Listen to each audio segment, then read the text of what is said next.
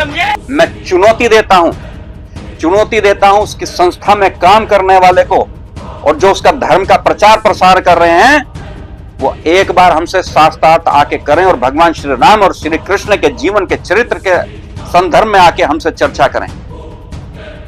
आज एक किताब बना के तुम समाज के अंदर एक गलत भावना डालते हो। भाई लक्ष्मण जी ने रावण से शिक्षा ली, मतलब अच्छी शिक्षा कहीं से भी आए उसे ग्रहण कर लेना चाहिए। लेकिन ये एक नंबर की ढोंगी पाखंडी लोग हैं जो धार्मिक गुरु हैं, ये संत रामपाल जी महाराज जी की ये जो अच्छी शिक्षाएं हैं ये लेना नहीं चाहते। लेना तो छोड़ो, आपको बताना भी नहीं चाहते। ये हैं तो ब्राह्मण, लेकिन ये वास्तव में राक्षस हैं। जैसे रावण ब्राह्मण था और कर्म उसका राक्षस था, क्योंकि ये अच्छी शिक्षा नहीं स्वीकार नहीं करना चाहते, ये आप तक सच्चाई को आने देना नहीं चाहते। नमस्कार दोस्तों, स्वागत है आपका हमारे चैनल पर। दोस्तों ये वीडियो आपके लिए बेहद इंपॉर्टेंट होने वाली है और आपको मैं ऐसी जानकारी दूंगा, एक ऐसी बात बताने जा रहा हूं जिसको सुनकर आप दंग रह जाएंगे, आपकी आंखें खुली की खुली रह जाएंगी।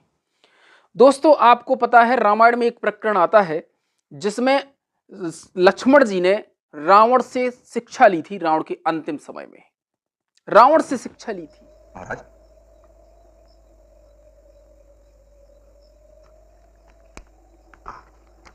मैं भला आपको क्या मार्गदर्शन दे सकता हूं? मेरी बुद्धि तो स्वयं भ्रमित और अंधकार में डूबी है। उचित और अनुचित के बीच का भेद जानने में असमर्थ है। हे रघुकुल स्वामी, मैं भला आपको क्या शिक्षा दे सकता हूं? महाराज, आप मुझे बड़े हैं, अनुभवी भी हैं, एक समर्थ शासक रहे हैं आप। मुझे उचित अनुचित और शासन करने के संबंध में आपके विचार जानने चाहिए। आपको वो प्रकरण भी याद होगा जब भगवान श्री राम ने सबरी के जूठे बेर खाए थे। माता सबरी जो एक आदिवासी कास्ट से, मतलब कहना चाहिए अनुसूचित जनजाति से आती थी, जंगल में रहती थी, और उनके जूठे बेर प्रभु श्री राम जी ने खाए थे। क्यों खाए थे ये तो आप जानते हैं, प्रेम में भगवान की, क्योंकि वो भगवान की इतनी भक्ति करती थी। ठीक, दूसरी चीज तो अब मैं आपको बता दूं कि उन वीडियो से क्या रिलेशन है जो मैंने आपको दिखाया कि रामचंद्र जी जो के छोटे भाई लक्ष्मण जी ने रावण से शिक्षा ली। मतलब अच्छी शिक्षा कहीं से भी आए उसे ग्रहण कर लेना चाहिए। लेकिन ये एक नंबर की ढोंगी पाखंडी लोग हैं जो धार्मिक गुरु हैं, ये संत रामपाल जी महाराज जी की ये जो अच्छी शिक्षाएं हैं ये लेना नहीं चाहते। लेना तो छोड़ो, आपको बताना भी नहीं चाहते। तो ये किस कैटेगरी में है? ये उस कैटेगरी में है जब हनुमान जी रावण को समझाने गए थे और ये कहा था कि भाई साहब अच्छी शिक्षा कहीं से भी आए तो ले लेना चाहिए, लेकिन रावण नहीं माना था। ये उसी कैटेगरी के लोग हैं। ये हैं तो ब्राह्मण, लेकिन ये वास्तव में राक्षस हैं। जैसे रावण ब्राह्मण था और कर्म उसका राक्षस था, क्योंकि ये अच्छी शिक्षा नहीं स्वीकार नहीं करना चाहते, ये आप तक सच्चाई को आने देना नहीं चाहते। ये रावण की कैटेगरी के हैं। और इन्हीं के विषय में देवी भागवत पुराण में लिखा है कि कलयुग के जो ब्राह्मण हैं वो राक्षस हैं। सतयुग में जो राक्षस माने जाते थे वो आज कली में ब्राह्मण हैं। ये देवी भागवत पुराण में लिखा है दोस्तों, ये आप प्रमाण देख सकते हैं।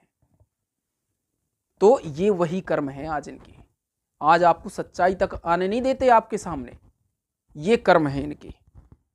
हनुमान जी ने रावण को समझाया और कहा कि यदि अच्छी शिक्षा कहीं से भी मिले तो उसे ग्रहण कर लेना चाहिए।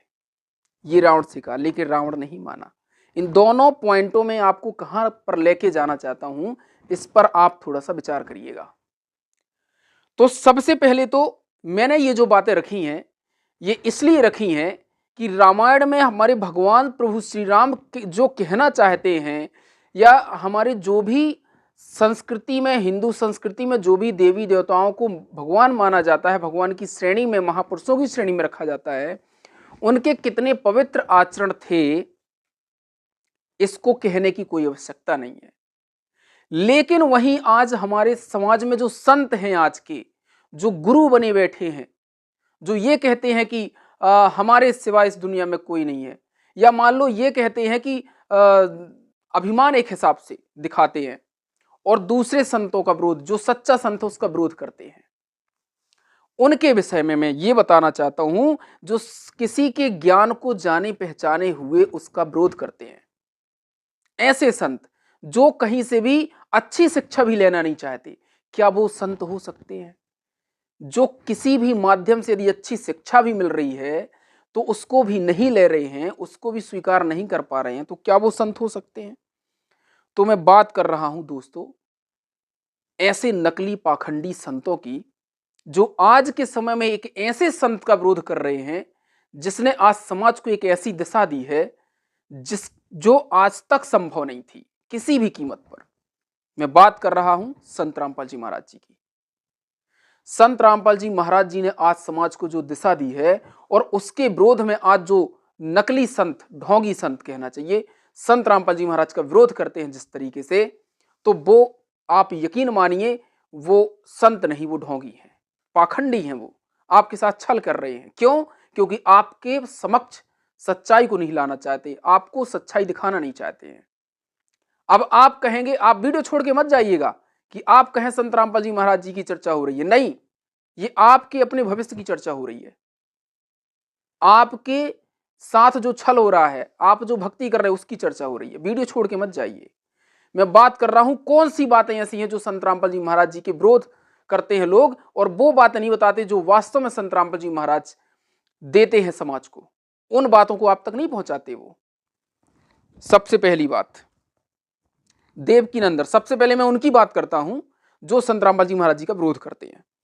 देवकी नंदन ठाकुर ये कहते हैं संत रामपाल जी महाराज जी के विषय में, इस व्यक्ति की बुक मत पढ़ना, इसकी बुक आजकल देख रहे हैं ना आप, अभी मेरे पास में किताब आई, कल आपको मिली होगी, ये सब बांटी गई।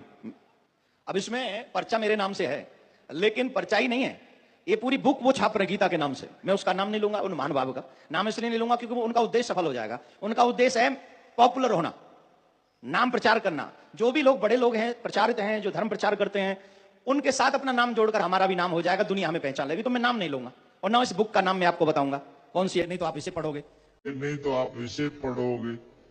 पढ़ना ही नहीं है। ऐसी चीजें तो पढ़नी नहीं है जो धर्म विरोधी हो, ये धर्म विरोधी। दूसरे नंबर पे शिवांश नारायण द्विवेदी, ये शंकराचार्य का चेला है। इसने तो मान लो कि इसको ऐसा लग रहा है कि बहुत ज्यादा नुकसान हो रहा है इसका, ऐसा लग रहा है इसके भाषा से। अब ये देखिए क्या कह रहा है संत रामपाल जी महाराज के विषय में। गीता वेद मत पढ़ो, गीता वेद मत पढ़ो, ये जेल धाम निवासी है, इसकी बातें सुनो जाकर के। और तीसरा ये निग्रहाचार्य, निग्रहाचार्य संत रामपाल जी महाराज जी के विषय में क्या कह रहा कि इन्हें संस्कृत भी नहीं आती, ये 10 लोगों के साथ शास्त्रार्थ नहीं कर सकते। ठीक। अमित दास, ये तो एक नंबर का पाखंडी ही है ना, झाड़ा झूड़ा लगाता है। और संत रामपाल जी महाराज जी के विषय में क्या बोलता है, जरा सुनिए। आज एक किताब बना के तुम समाज के अंदर एक गलत भावना डालते हो। और एक आशुतोष, जो भी है, पता नहीं कौन है ये। इतने संतों का मैंने जो नाम लिया है, अभी ऐसे ना जाने कितने लोग ऐसे हैं जो संत रामपाल जी महाराज जी का विरोध करते हैं और आपको सच्चाई तक नहीं पहुंचने देते। और आपसे निवेदन है कि आप किसी के बहकावे में आने से पहले, या मान लीजिए आप सभी को अच्छा मानते, किसी भी जिस भी गुरु को आप सुनते हैं उसी को अच्छा मानते हैं, लेकिन यदि वो किसी संत की निंदा कर रहा है तो आप उस संत का बैकग्राउंड जरूर देखिए, उनमें जो जिसको आप सुन रहे हैं कि ये जो निंदा कर रहे हैं इसका बैकग्राउंड क्या है। और जिनकी वो निंदा कर रहे हैं, जैसे संत रामपाल जी महाराज जी की जो निंदा कर रहे हैं, तो संत रामपाल जी महाराज जी का ज्ञान सुनिए कि इनकी जो निंदा की जा रही है ये किस बेस पर की जा रही है। अब मैं आपको बताता हूं कि संत रामपाल जी महाराज जी की कौन सी बातें लोग आपको नहीं बताते। जो आपके धार्मिक गुरु बने बैठे हैं, जो आपके साथ छल कर रहे हैं, वो आपको कौन सी बातें नहीं बताते। संत रामपाल जी महाराज जी एकमात्र ऐसे संत हैं जो पूरी दुनिया में दहेज मुक्त विवाह करते हैं। कभी किसी संत ने आपको बताई ये बात कि संत रामपाल जी महाराज दहेज मुक्त विवाह कर रहे हैं? उनके जितने आज करोड़ों फॉलोवर हैं वो किसी प्रकार का दहेज न लेते अथवा देते हैं। आप ये रिपोर्टें देख सकते हैं, ढेर सारी दहेज मुक्त विवाह। आज के समय में लगभग 40 से 50 हजार विवाह संत रामपाल जी महाराज करवा चुके हैं दहेज मुक्त। और आप देख रहे हैं दूसरे संत क्या करते हैं, विवाह भी करते हैं तो अपनी तरफ से दहेज देते हैं, मतलब दहेज को बढ़ावा देते हैं। दूसरा पॉइंट, संत रामपाल जी महाराज मात्र एक ऐसे संत हैं जो पूरे समाज को नशा मुक्त बना रहे हैं। आज उनके जितने भी फॉलोवर हैं, कोई भी फॉलोवर आपको बीड़ी तक पीता नहीं दिखेगा। और इन जिनको आप सुनते हो, इनमें इतना भी समर्थ नहीं है कि वे किसी की बीड़ी भी छुड़ा दें। आप सोच सकते हैं दोस्तों, संत रामपाल जी महाराज जी के जहां भी करोड़ों फॉलोवर मिल जाएं आपको, वहां पे कोई आपको बीड़ी भी पीता नहीं दिखेगा, गुटखा भी खाता नहीं दिखेगा, तंबाकू का सेवन करता हुआ भी नहीं दिखेगा, किसी भी प्रकार का नशा तो करने का तो दूर, छूते तक नहीं है, सहयोग भी नहीं करते हैं। ये बातें आपको नहीं बताते ये लोग, क्योंकि इनकी दुकानें बंद होती हैं, इनकी पोल खुलती है कि ये क्वालिटी आप में नहीं है, ये संत रामपाल जी महाराज में है। तीसरी बात, संत रामपाल जी महाराज एकमात्र ऐसे संत हैं जो अपने अनुयायियों को एक शिक्षा देते हैं कि समय अनुसार जब आप देह त्यागो तो देह दान करो। संत रामपाल जी महाराज जी के अनुयायी देह दान करते हैं। रक्तदान में संत रामपाल जी महाराज जी को टॉप लेवल पर पुरस्कार मिला हुआ है। इतना रक्तदान आज तक किसी ने नहीं किया, इसके लिए पुरस्कार मिला हुआ है, आप इसकी भी रिपोर्ट देख सकते हैं। लास्ट क्या, बहुत सारे ऐसे लाभ हैं और बहुत सारे ऐसे कार्य हैं जो संत रामपाल जी महाराज करवाते हैं, लेकिन आप तक सच्चाई को नहीं आने देते। जो इंपॉर्टेंट चीज है मैं वो बताने जा रहा हूं।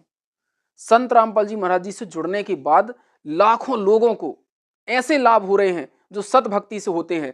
आपने कभी सुना किसी के पास ऐसे लाभ हो? कैंसर जैसी भयानक बीमारियां दूर हो रही हैं, उनके घर उजड़े घर बस रहे हैं। एक छोटी सी पुस्तक जीने की राह पढ़कर लोग जाने कितनी बुराइयों को छोड़ रहे हैं, कितनी कुरीतियों को छोड़ रहे हैं। ऐसे ऐसे लाभ मिल रहे हैं, और लाभ क्यों ना मिले, वो भक्ति ही क्या काम की जिसमें लाभ ना मिले। लेकिन ये गुण और किसी संत के पास नहीं है, और किसी गुरु के पास नहीं है, ये सिर्फ संत रामपाल जी महाराज के पास है। और ये सच्चाई आपको नहीं बताई जाती। ये कोई भी गुरु जिसको आप सुन रहे हैं, जो धार्मिक गुरु बने बैठे हैं, ये सच्चाई आप तक नहीं आने देते। संत रामपाल जी महाराज जी का सिर्फ विरोध करते हैं, सच्चाई नहीं बताते कि सच्चाई क्या है। इनके पास क्योंकि कुछ ज्ञान है ही नहीं है। यदि सच्चाई ये बता देंगे तो आप उनकी दुकानें बंद हो जाएंगी, आप समझ जाएंगे ये चीज कि वास्तव में आज दुनिया में कोई है तो संत रामपाल जी महाराज है। तो दर्शकों, मैं आपसे ये निवेदन करना चाहता हूं कि आप संत रामपाल जी महाराज जी का ज्ञान एक बार सुनिए। उनकी पुस्तक जीने की राह या ज्ञान गंगा जरूर ऑर्डर कीजिए, या उनके सत्संग साधना चैनल पर और बहुत से चैनल पर आते हैं, उनको जरूर सुनिए। इनके बातों में आने से पहले संत रामपाल जी महाराज जी के ज्ञान को समझिए, फिर देखिए आपको भी वो लाभ होंगे जो मीराबाई, ध्रुव, प्रहलाद और जो भी भक्त हो, जो भगवान जो दे सकता वो देगा आपको। आप जो चाहते वो मिलेगा भक्ति में। संत रामपाल जी महाराज इसकी गारंटी देते हैं।